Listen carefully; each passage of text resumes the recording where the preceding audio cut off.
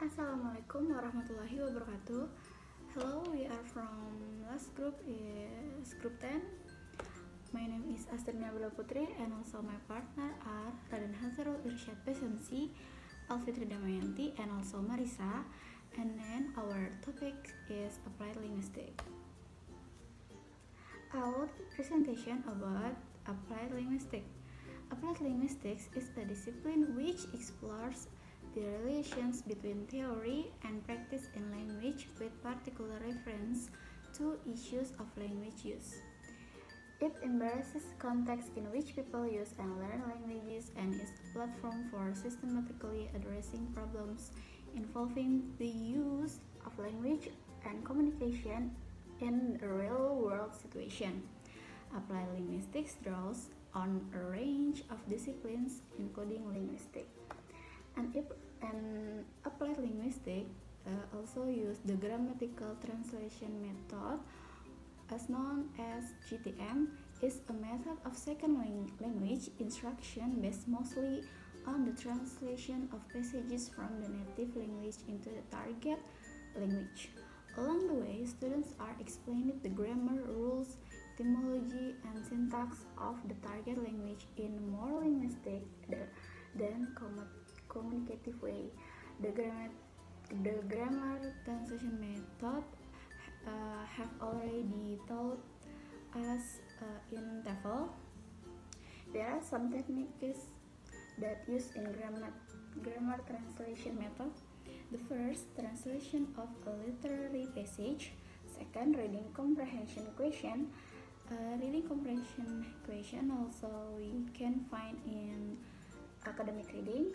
And the third, antonyms or synonyms. Antonym or synonyms also we found in vocabulary reading. The fourth, cognitives. The fifth, deductive application of rules. Sixth, fill in the blanks exercise. 7, memorization. And 8, use words in sentences. And 9, composition.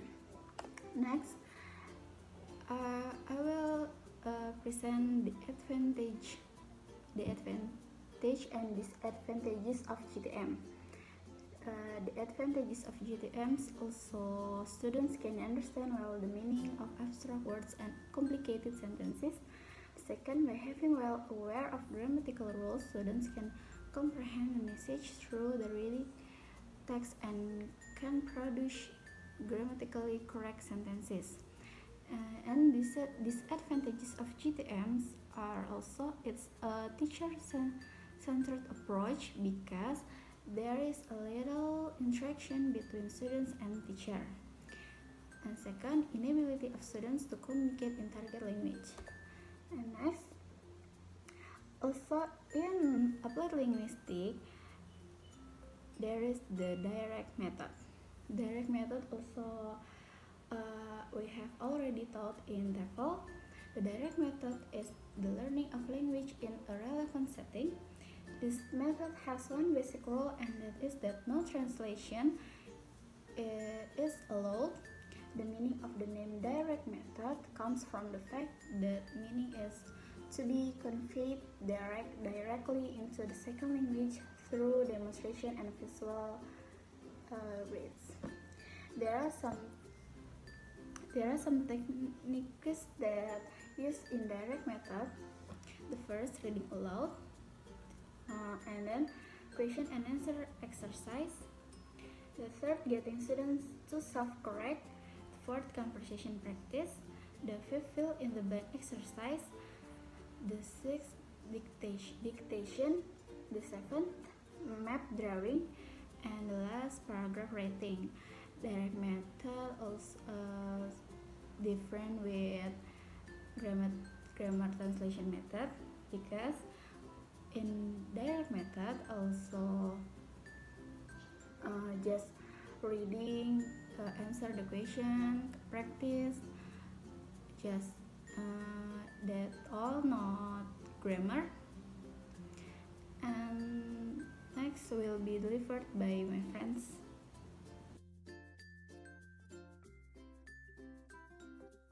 Advantages of direct method. Advantages of direct methods are: first, it makes the learning of English interesting and lively by establishing direct bond between a word and its meaning. The second, it is an activity method facilitating alertness and participation of the pupils.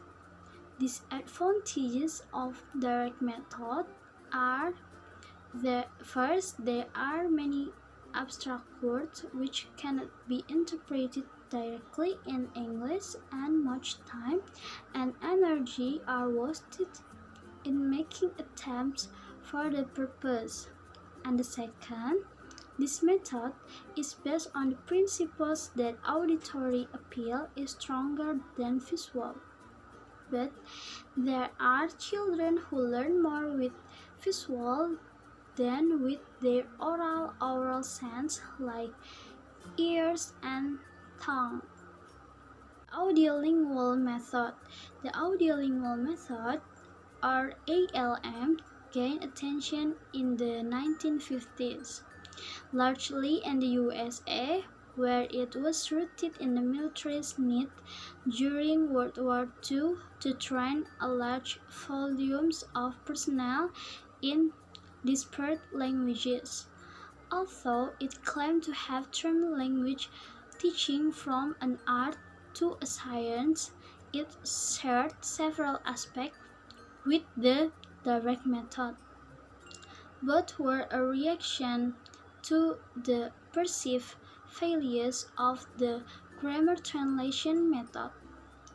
Both banned the use of mother tongue, and both prioritize listening and speaking skills over reading and writing.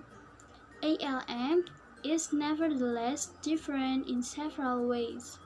It drew on early 20th century beliefs of, first, behaviorism, that anything could be learned through conditioning, and second, structuralism and structural linguistics that emphasized grammatical structure. In ALM, grammar is prioritized over vocabulary and accuracy over fluency, giving learners few opportunities to produce errors which are seen as potentially contagious. Ultimately, the learner will speak automatically. The next is, there are some techniques that use in the audiolingual method, or ALM. First, dialogue memorization. Second, backward build-up or expansion drill. Third, repetition drill. Fourth, chain drill. Fifth, single slot substitution drill. Sixth, multiple slot substitution drill. 7, transformation drill. 8, question and answer drill. 9, use of minimal pairs. And last, complete the dialogues.